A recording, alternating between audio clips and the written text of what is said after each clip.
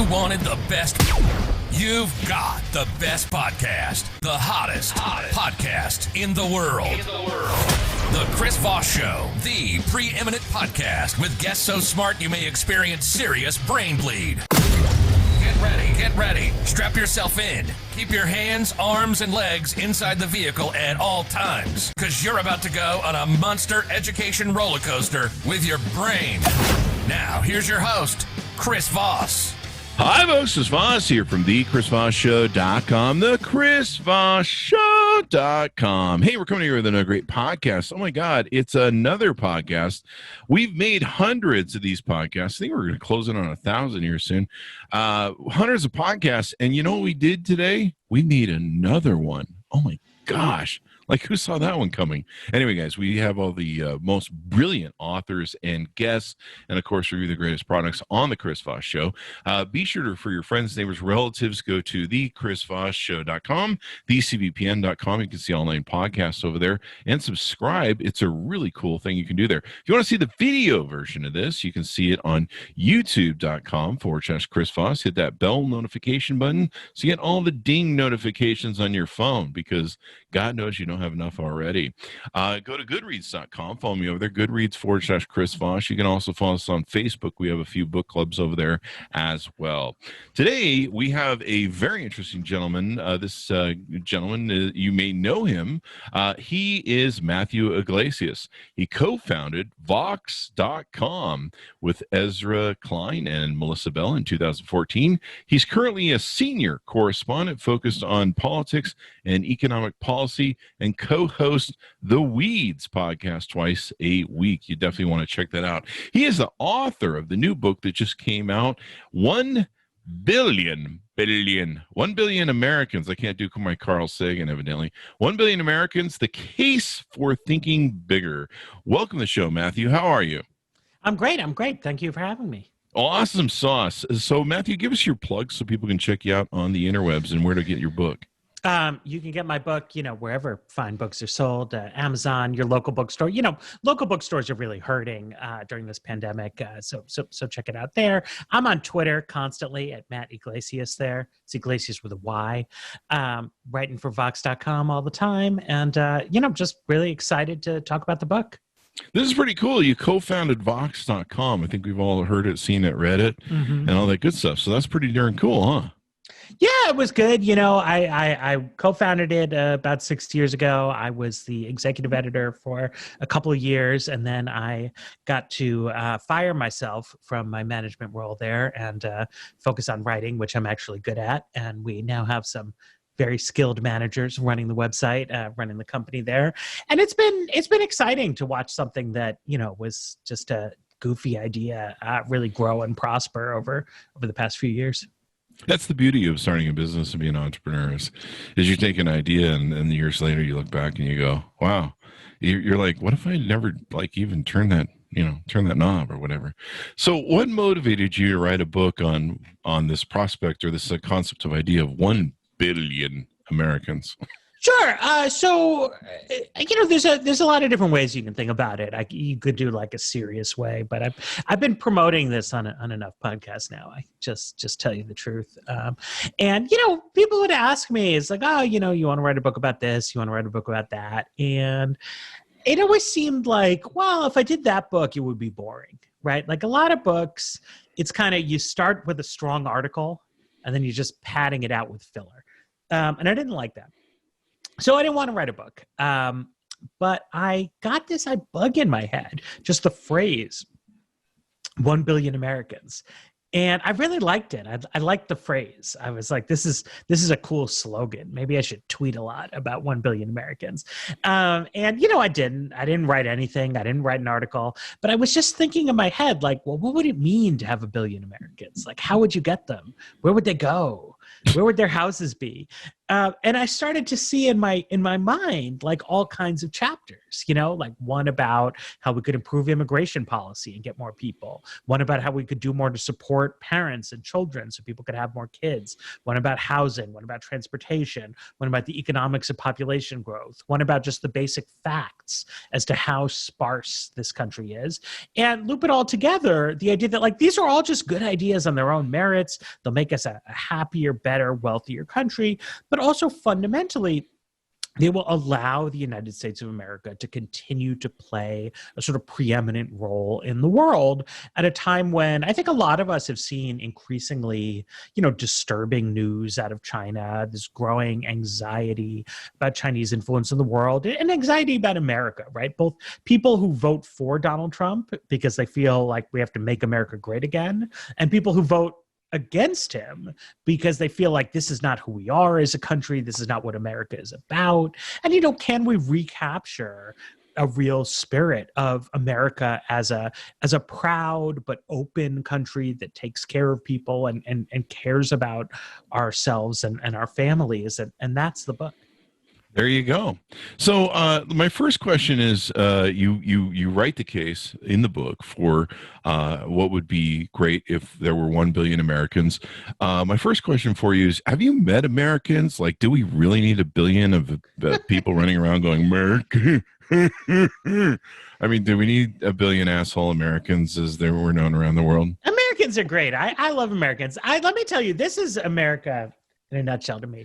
I was with some American journalists years ago in Germany, and we were touring around. We were talking to different officials, doing different things, and we were in like one of those like weird little European vans, and we were in Dresden and going through some back alley. It's really tiny, and we get to a part where the van can't go because somebody has parked a smart car and they haven't quite parked it right.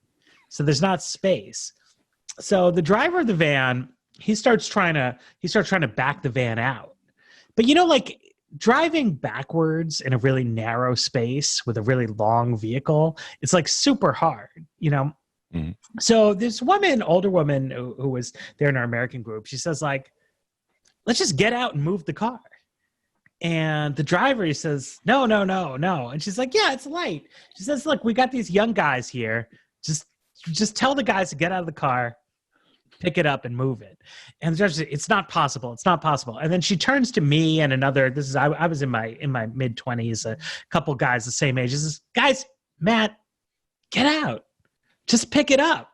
And so we're going and we get out because this older American woman is yelling at us. The German bus drivers, it's impossible. And we go, 4 of us, we pick it up. It's like a little rinky-dink smart car. And we just move it a couple feet, or as they would say, a half a meter over to the side. And the van goes, and the driver, he's shaking his head. And this woman, she says, and that's why we won the war. That's what happened to Dresden. We moved the smart car. That's why we overthrew the Nazis.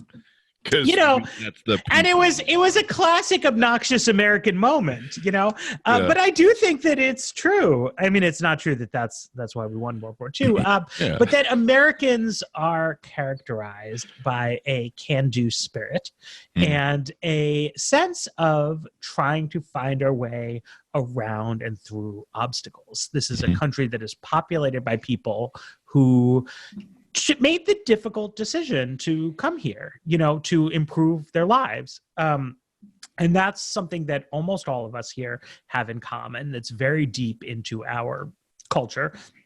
And it's a country that believes in doing big things. And sometimes we can annoy other people with that. Sometimes we can be obnoxious. We can be rude. We can elect a maniac to be president. Like things can go wrong.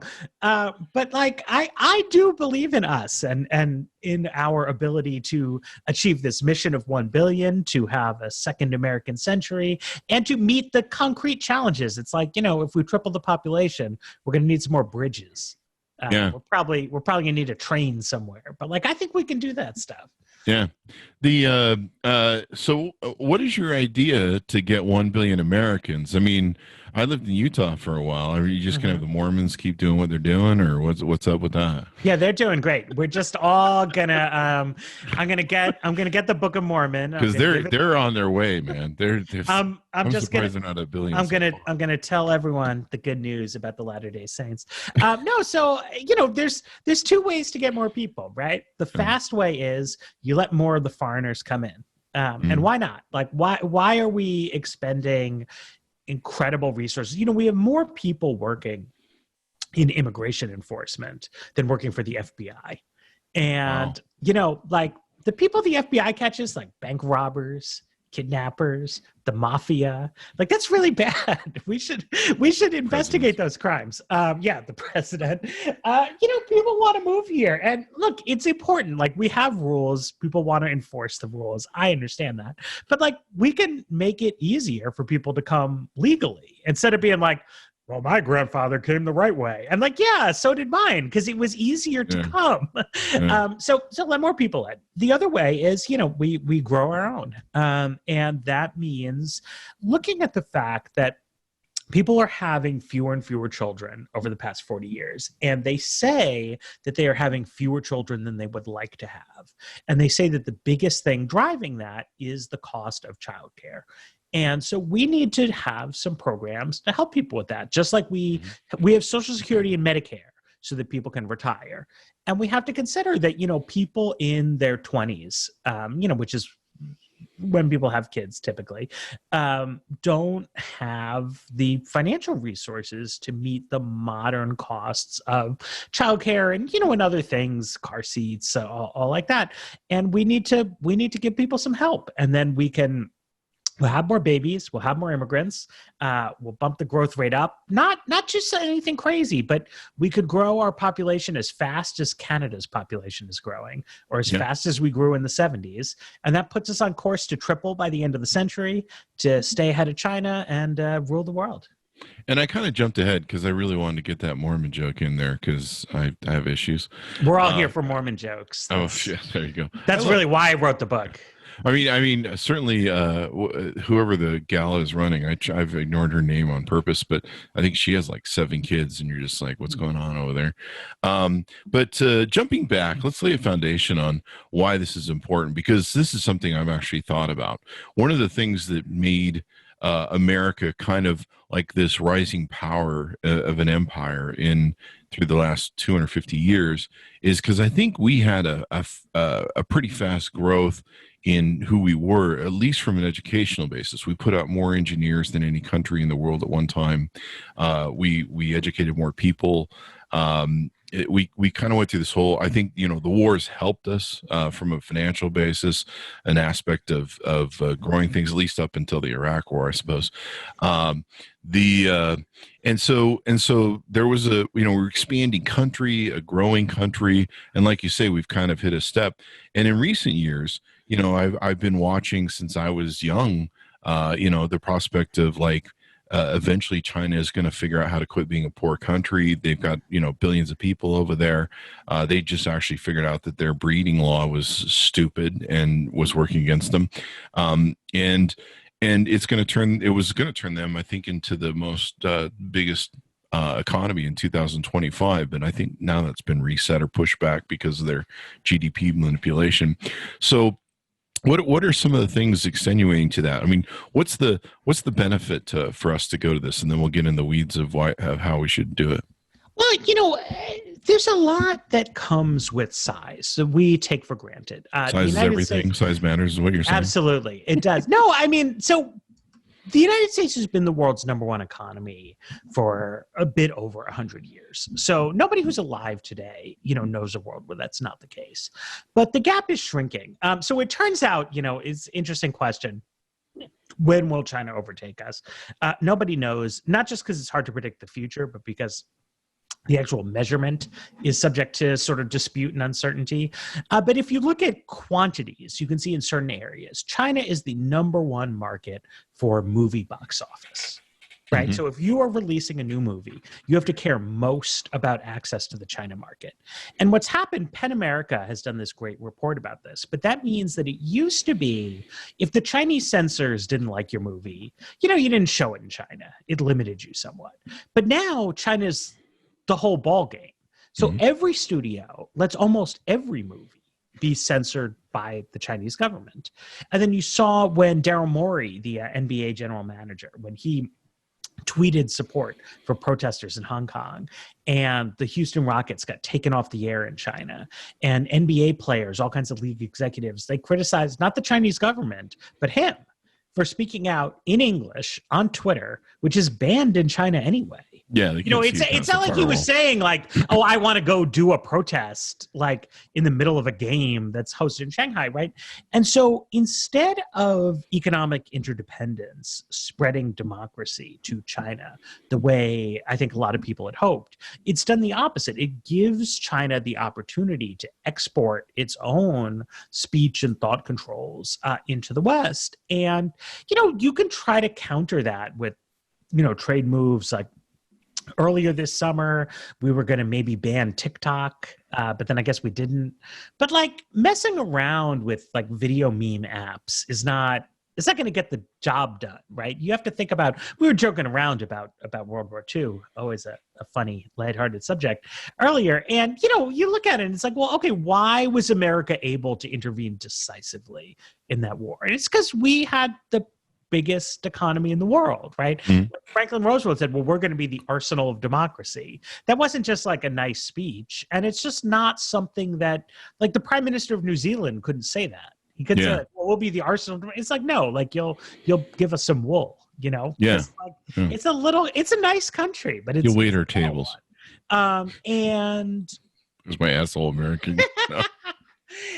And then so one thing is that size matters. The other is that it matters what's going on in the world. You can look at a lot of little countries, Finland, New Zealand, whatever, and they're nice, but they are operating in the shadow of the United States of America, right? If you think about a world where the Chinese market is the dominant consideration in every company's decision-making, in every government's trade policies, life is going to get worse for us, but also for all the small fish out there who've they've been used to complaining about America, and God knows we have our flaws, but it gets way worse. It gets way worse than the United States, and that's what we're staring down the barrel of. And our politicians, it's not like you hear Trump or Biden or Lindsey Graham or anyone else. They're not like, here's my plan to like make do as number two. Right? They're all like, well, we're going to restore America. But it's like, well, how? Yeah. Right? And so I'm trying to take the commonplace of American politics that like we should lead in the world and take it seriously. Like, how can we do that? You bring up a good point, and I've always kind of understood this, but I've never heard it said in a concise manner. But sadly, a lot of politicians try and say we're going to make America great again. And they think that by they're using it as a racist trope and restricting immigration makes America great again, or somehow going against globalization will make America great again with a populist nationalist agenda that we've been in. But really, what made America great again was that American exceptionalism you talk about, the can do. Let's build the bridges. Let's do the thing. I heard some people talking about how one of the greatest opportunities we've missed over the last while is not leading in global global warming. When we could be outputting so many different products like Tesla's doing and different companies are doing, and we could be exporting that to the world. And our exports have really fallen. I mean, a lot of our intellectualism has been sent overseas. People come here and they go overseas with their ideas. We don't encourage them to stay here. Certainly our immigration policy doesn't encourage them to stay here. And there's an old axiom that I use for all the companies I ever built. If you're not growing, you're dying, right? Mm-hmm. And the same applies to a population and a business of running a country. If you're not growing, you're dying, right? Yeah, absolutely. And, to your point about, immigration policy, right? Historically, the United States has been a great place to be an inventor or to be an innovator. And so a lot of people have wanted to come here to do that. And some of that is just because like we're great, but other people come here because other people are coming here. You know, it's like it just kind of builds on it. Right. I mean, it builds on itself, right? It's like everybody knows that if you're ambitious and you have big ideas and you want to build big companies, that the United States is a good place to do that. But we have started to make it harder. I shouldn't say we. Donald Trump has taken what was already probably a too restrictive view of student visas and entrepreneurs and skilled workers and things like that. And he's made it harder. He's made it harder to get a student visa. He's made it harder to stay after you graduate. He's made it harder for skilled technology workers just bring their spouses over, you know, so less desirable. And that's really, he's killing the sort of the goose that lays the golden eggs there, right? Mm-hmm. Instead of saying this is a source of incredible strength and we need to try to be like more tolerant and embrace the virtues of diversity, he's leaned into people's worst instincts and squandered so much of what makes this country precious and what's made this country successful. What's interesting is we go through these patterns of nationalism and populism. Like after World War I, we went into a nationalist phase, and we didn't want to get involved in World War II because we were just like, no, we're not solving the world's problems anymore. F that. And then, of course, we got dragged into the war, especially with the bombing of Pearl Harbor, and that changed. And then you look at the economics that came from that. I mean, it was a extraordinary, horrific event of war. Mm-hmm. But when you look at the economics of the GI Bill, how they came out, they bought, Levittown subdivisions. They pretty much laid out the concreting of America, if you will, and we became a real country of growth. I mean, everyone went to this picket fence, 2-car garage, 2 weeks vacation to Disneyland, 2 kid, the nuclear family, if you will, and we went through that whole thing, and that's really where we were American exceptionalism, where people. Not everyone actually, we should probably say about the 50s and 60s enjoyed the fruits of Make America Great Again, if you will. Not from the racist sense of that, by the way. I'm just saying the nuclear family, that whole post-war era that was really probably the best era in our history. But we were going through growth, and that was like really good. And that which isn't growing is dying. And it's sad that people take that time and they think that and you know what, I just had a light go on. One of the problems is that time we still had a lot of racism, and then we still had a lot of and then we had the civil riots, and maybe that's why people really equate that populist nationalist thing to that racist trope. Mm-hmm. Well, wow. The other thing is, right, so people will say they will be nostalgic for things that were good and were working in that sort of post-war era. But something they forget is that it was a very dynamic time. Yeah.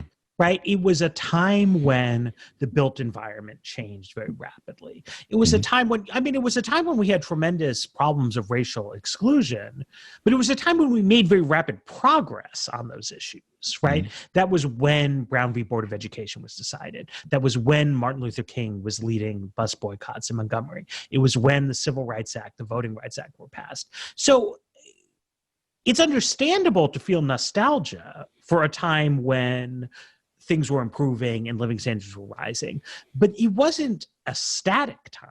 It was a time of change. It was a time of people being challenged to take a more expansive view of the country. It was a time when big things were being built, when people were moving around. And so if we wallow in nostalgia, we can't possibly capture what was actually valuable about that time, which is it was a time when, as a country, we were open to change, right? Yeah. When we saw ourselves as having surmounted big problems of the war, tackling big new problems of the Cold War, going to the moon, opening up the crabgrass frontier of the suburbs. And, the United States has become a country that is very crabby with a lot of people fighting each other, a lot of fear. Trump is running around, it's like Cory Booker, he's going to destroy the suburbs. And it's like, oh, he is. Yeah. It's barely even a dog whistle, right? I mean, we're all going to be living in tents, I think. And all he's talking about is like, okay, we did that during Obama, didn't we? Weren't we living in tents during that time too? FEMA concentration camps, I think was. No, so, it's like, yeah, like we got a black senator and he has an idea to make it easier to build affordable housing in all kinds of communities. Why is that even bad? Trump doesn't even try to articulate why these things are bad. He just tells people that change should frighten them. And we're not going to accomplish anything as a society with that mentality. And we're talking about a really great point. I mean, people don't realize the thing that made that era really great financially, and it wasn't great, like I said, for everybody, but you had, you came from, women were working in the factories. We had this huge factory building. I mean, we were exporting war basically at that point, but people weren't spending a lot of money. In fact, there was a lot of rationing back then. So they weren't buying a lot of things because they couldn't, but so they were saving what money they had. Everyone was kind of leaning themselves out. You had the GI Bill. And so you had like all these young men coming back from World War II with an immense amount of savings. You had the GI Bill, they could buy houses. They were just flooding the economy, and the economy, we grasped it and grew with it because, we had to, you got to build houses, and then those people are having kids, and then we got to have those kids. And it was just this huge money roll of economy and growth and expansion. And then, like you say, we started to die with those things. We saw some of the blowback from what Johnson did with civil rights, and then, people arguing, and then we started to see the economy starting to expand and contract. And that, causes its own thing that probably plays into politics. For me, I love the idea of 1 billion Americans because, like I said, if you're not dying, you're not growing, you're not doing things. And that, I think that needs to happen, like you say, from two folds. Either we need to breed it, which we really need to get like the incels and the 20-year-olds dating some more, because I understand that's a real problem. But also the immigration thing. And we had Jean Garillo on with her book about Stephen Miller and talking about all of this anti-immigration stuff that's part of the Trump administration. The one point that they bury is that, and that no one ever seems to talk about, is the immigrants that come to this country, like you say, they come here doing the dream. I mean, what if Steve Jobs his parents had never come here from, I think, Syria? The CEO of Google grew up on a dirt floor in India in a hut. This is the embracement of the dream of who we are, that you can come here and have that dream. But one of the things that they buried is the net profit of immigrants coming here to America is, I forget, I either have them dyslexially fixed. It's either $68 billion in contribution to the economy or 86. It's 68 or 86. I got them flipped somehow. So it's one of those two. And what people don't realize is, if people do come here and they're struggling, they might use some of our services, but they also put money in the economy. They go to the local 7-Eleven, the local mom and pop shop. They buy goods. They interact with the economy. They spend and keep the money flow going. And that's what a lot of people just don't get. They just think that they show up and they take everything. And you're just like, no, that doesn't work that way. Look, human beings have existed for a couple million years. And for the vast majority of that time, the way it worked is that we were living off the land, and more people meant more mouths to feed. So if some people showed up from another tribe, another village, that was trouble. It was trouble for you. It was trouble for your friends. And that is so deeply ingrained into the way we think on an instinctual level, because it's the way human life worked for most of our history. The modern world is not like that. Very, very few of us make a living growing food or raising livestock.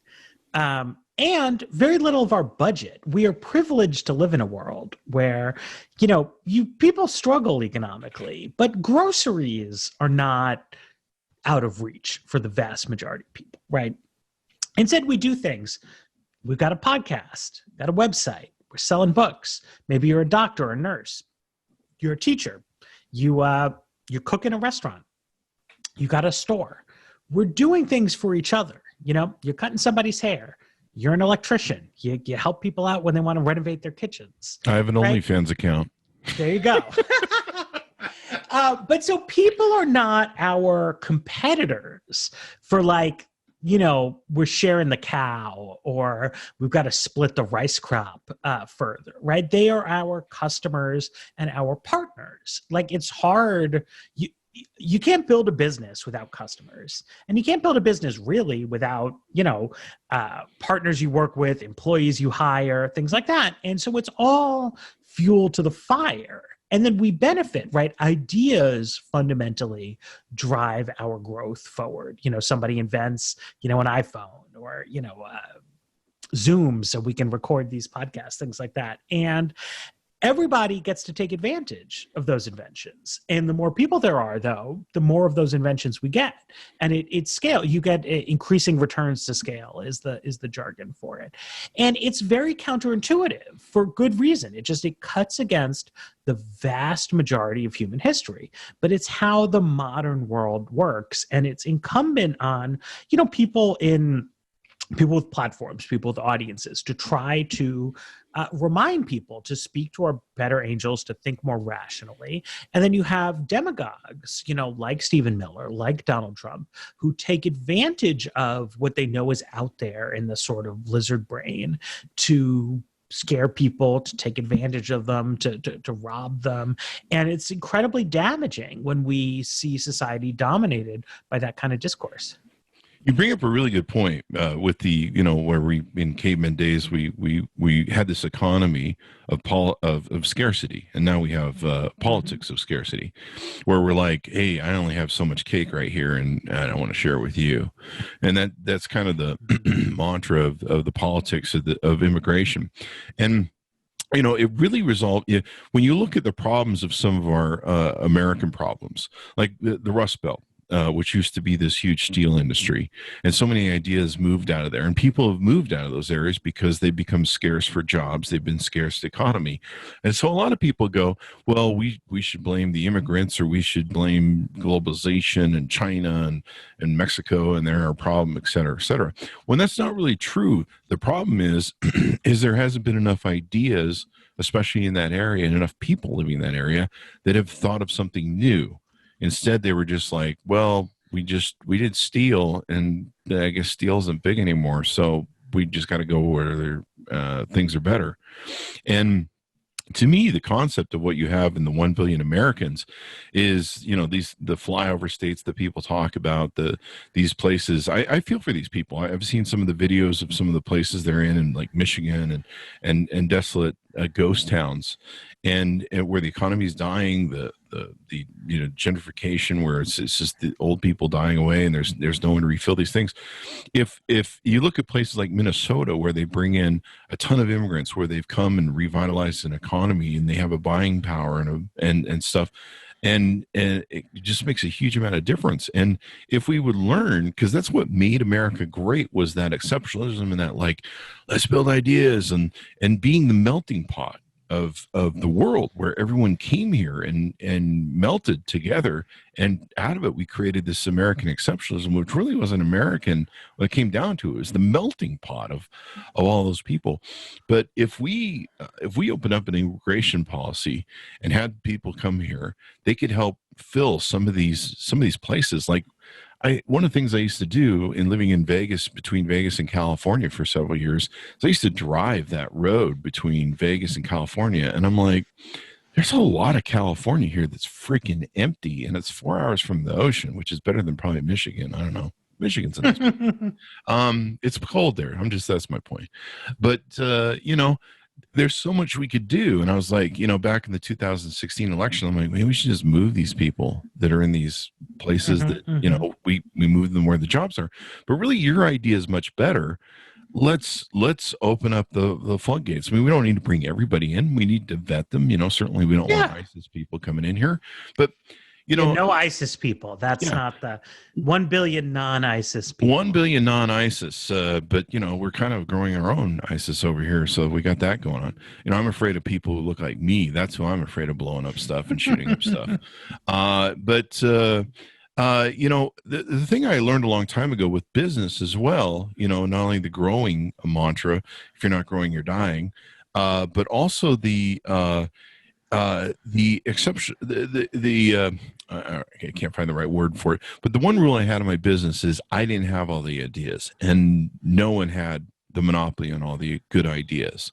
And so I would go to my people and go, okay, so here's what we're trying to fix, or here's what we're working on, or here's what we're trying to innovate. Who's got ideas? And the one thing I learned is the people you think don't have ideas have some pretty good ideas, and you need those people.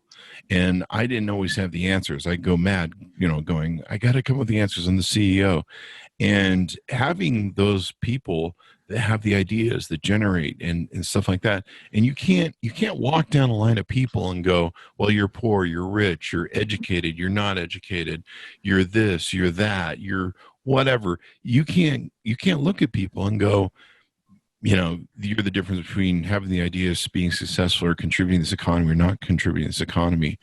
And it's really sad that we've been polluted by politics where we don't think this is a great idea. Yeah, I mean, that's exactly right. You were talking about, if you're not growing, you're dying. And it's true of businesses. It's really true of communities, right? When you go to a place like Cleveland, which is a city that it has some real assets to it, but it was hit by deindustrialization. It was hit by suburbanization. And it's hit by the fact that, to be perfectly blunt about Northern Ohio, it's cold. It's so people, they're inclined to move someplace warmer, and they've had some negative shocks to their economy. But so now you go to Cleveland, and they've got pensions for their fire department, their teachers, things like that accrued in the past when the city had more residents. So that's hard, right? You got fewer people paying those kind of old obligations. So the city services are not as good as they would be in a growing city.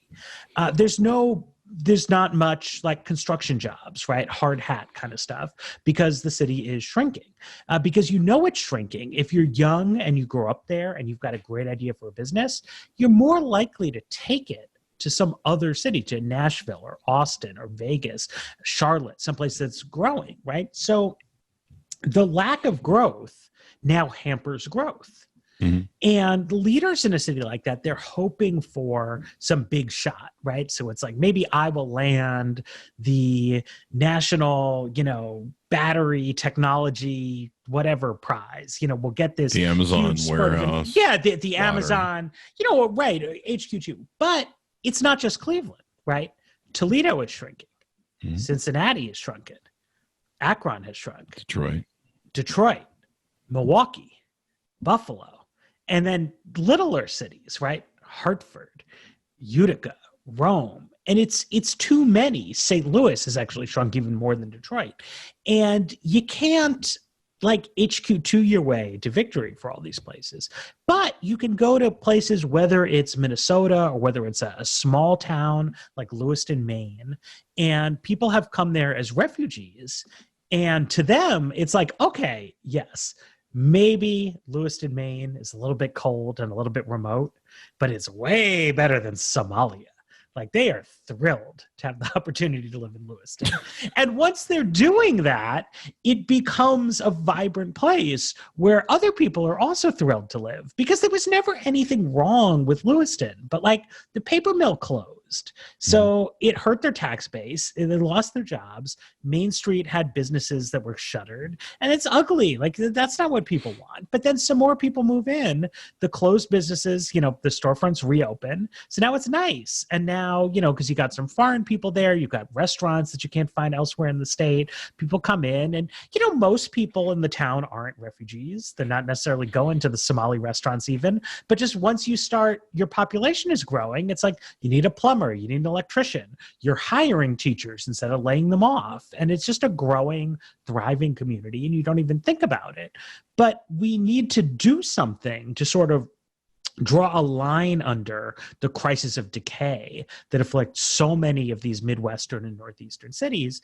And it's just a tragedy to have people who are clamoring. They would love the opportunity to come move to some of these places that are more affordable. And we're keeping them out. We're locking people up. rather than, screening them and saying, yeah, like do a background check. I mean, do whatever. But like, yes, like make a pathway for people to come in. I was talked about recently. I can't remember what news item triggered it, but we've had a lot of people on talking about, Stephen Miller, Trump, the immigration policies and stuff. And you look into the cost of what we put to lock people up and manage the border and all that crap, and you could literally take and, I don't know, buy a mansion for everybody in Detroit that's in the bad parts of the city, like for what it's cost us to do this. Mm-hmm. And like I say, and like we've been talking about, the like I'll hear people say, well, they come here and they just take all our money and use all our services. And like, no, they have to buy groceries. They have to buy, like you say, they have to buy plumbers and the cars, and it all comes back. I mean, even I've known undocumented workers, even then, I mean, they'll save their money. They're really miserly with their money. They'll save their cash. Unfortunately, they save a lot of it on the mattress. But when they go, they'll drop cash and they'll buy things, and even then, the way we restrict, come to think of it, people from interacting with the economy. I think California just finally broke down and let people that were undocumented have driver's licenses, I think, if I recall rightly, or at least get an ID card, because you've got to have them in the economy. If they're in the economy, they pay taxes. They're in there. But if you don't, I mean, it's just amazing how people think this is. Let me ask you this, because I don't know if you get into this in the book, but we've had a lot of conversations about billionaire oligarchy sort of attitudes with some of these giant PACs, national councils, Betsy DeVos sort of societies that kind of have this whole thing where they want to control America. They want to control a lot of what goes on. A lot of this is from an industrial basis where it's not really a political thing except for the feature of control, because if, you can keep low wages, you can keep from going to $15 an hour, you can keep, you make more money for yourself. The billionaires get richer. Do you get into any of that in the book and how that affects us or the prospects of it? Well, just one obvious question people have is like, well, like, where are you going to get the money for these programs to support people and their larger families and, more childcare and more daycare? And, you've got to look at the fact that a relatively small number of incredibly wealthy people are absorbing just an incredible share of the economic resources in this country. And, some of them have done it in crooked ways. Some of them have just done it by making cool stuff. But the fact of the matter is that what do you do with your second $1 billion? Just not that much, But that $1 billion could make all the difference for thousands of families struggling to get childcare for their children, right? Struggling to pay the rent on a 3-bedroom apartment somewhere. And there's just so much we could do to unlock the potential of the country by saying that, like, what was the old line about why do you rob banks, and that's where the money is. Like, I don't per se bear the billionaires any ill will, but that's where the money is. We've got big stuff that we need to do, and I think people know that, right? Like if there was an alien invasion tomorrow, and like the lizard people were enslaving us or something, Republicans wouldn't be out there being like, well, how are we going to pay for that, right? It's like, we know, like, you got to get the money from the people who have the money. The problem is, like, they just not take the problem seriously, but we need to. We fortunately don't have aliens invading, but we have people who can't get the necessities of family life together. And so we got to get the money from people who have it and do what it takes. Yeah, and I think this is why books like yours are important to educate Americans, because really, you hit on it. During Kennedy, we had this vision, and he's like, we're going to the moon. I don't know how the fuck we're getting there, but we're going to the damn moon. And we set these goals, we had these visions. I kind of sound like what's his face in the news. It was the newsroom where he gives that speech about how America's not great anymore. He goes, damn sure we used to be.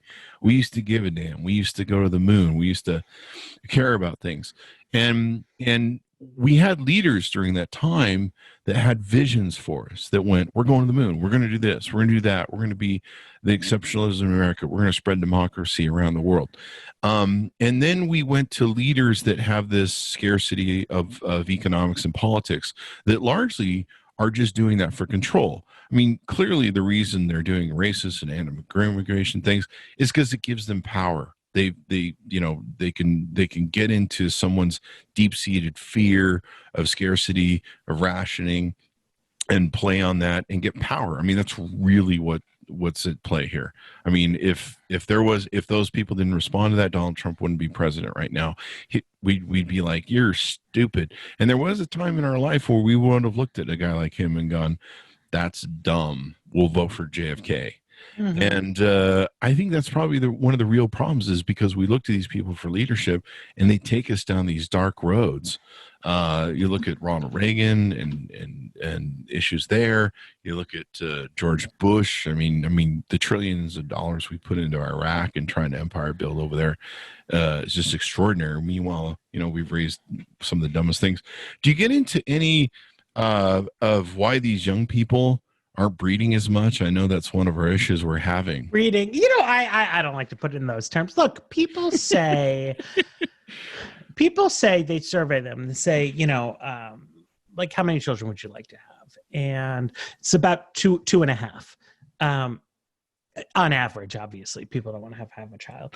And then they look, so how many children do people actually have these days? It's a little bit more than 1.5. And so they ask people, it's like, well, why don't you have as many children as you wanted to have? And number one item they give is childcare costs too much. Number two is, by the time I was financially secure enough, I was too old. Mm-hmm. Number three is something else. Number four is like also about cost. And just like that's the issue. So I discuss in the book, it's called Baumol's cost disease, but it's like a fundamental sort of law of economics. And the cost of things that we can't get more efficient at goes up over time. And it's just like, if you've ever taken care of a little kid, baby, little kid, it's labor intensive. Like your computer doesn't help you. The internet doesn't help you. You just gotta sit there and do it. You gotta watch them with your eyes. You gotta change diapers with your hands. And now maybe someday we'll have like a robot nanny and there's no problem, right? I'm not putting out like laws of universal human history, but the way it is now, the cost of childcare has gone up 350% since 1980. Yeah. So it's no wonder people don't have children. But, it's not like nobody thinks babies are cute anymore or anything like that. It's just like, it's not feasible, but we can address this. Like, we have Social Security and Medicare to take care of people when they're old. Otherwise, we got like 87-year-olds like living good lives today. Mm-hmm. And like, they couldn't do all kinds of work, but like, it's good. So this is like what we have a society for, and we need to make it possible for people to raise children. What about the cost of healthcare too? I mean, that's another. Well, the cost of healthcare is not great. It's. I wanted it to be like a huge factor in kids, just because I like the healthcare topic. Children's healthcare is more affordable than other things, but I mean, if you just want to look at American society, I mean, this is just a huge burden on the cost of living, and something we've got to address. Yeah, there you go. So we could probably talk for hours about all this stuff, but it's probably better if people just break down and get the book. Anything more in parting, Matthew, you want to tell us about what's in the book? And I do want to emphasize that you should buy the book, because that's fundamentally why we read them.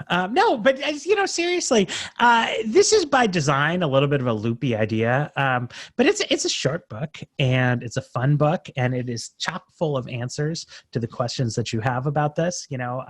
Where's the houses going to go? How's the transportation going to work? Like, it's all in there. I promise you. I know what I'm talking about. You read the reviews are very good. Got a lot of 5 stars up on Amazon, so please check it out. There you go. There you go. And I love the idea. I mean, it would fill up. There's a lot of land still in this world, and we didn't kind of get to how we used to have this idea of like there's too many people in the world. Actually, growth is fairly good, and we probably come up with some really good people that would come up with really good ideas to solve some of the issues that we have. But it would refill some of these cities that are dying, and just innovation. Ideas, concepts, just build a better world. And yeah, we are going to be second fiddle. I mean, regardless of what someone in populism or nationalism does with going, hey, we're going to take our little pie and we're going to just hold it really closely and it'll be, and we'll still be the best. No, you won't. The world will run roughshod over you. I mean, China is taking up so many resources in South Africa. They're pretty much buying up the continent when it really comes down to it. I mean, if we want resources, we're going to have to go to them in the future, and there will be a time where they'll have a stranglehold on us. I mean, already they're starting to, like you say, with movies in Hong Kong, they're starting to run roughshod, and now they've got with the Uyghurs, they've got their own Holocaust camps over there. They're just going, we'll do whatever we want. And if America really wants to be exceptionist, it's got to get away from scarcity and back to what really made America great, was that shooting for the moon shot and doing things that are great. People ask me like, why did we go to Mars? Why do we want to go to Mars? Because there's so much stuff that comes out of that. So anyway, guys, it's been wonderful to talk with Matthew. Grab the book, 1 billion. I want to insert Carl Sagan in the post edit, maybe saying billion. 1 billion Americans, The Case for Thinking Bigger by Matthew Yglesias. Matthew, it's been wonderful to have you on the show. Thank you for coming on. Thank you. And thanks to my audience for being here. Go to youtube.com/Chris Voss. Hit that bell notification ding and subscribe to all the different things we have going on there. Tell your friends, neighbors, relatives, dogs, cats, pool boys, mistresses. Get them involved in the show. They can subscribe at thecvpn.com to online podcasts. Over there, follow me on Goodreads/Chris Voss or on Facebook. We've got some groups over there you can take and join on Facebook as well. Be sure to register to vote. Wear your mask, take care of yourself and your family and your friends around you. There you go. And we'll see you guys next time. Thanks.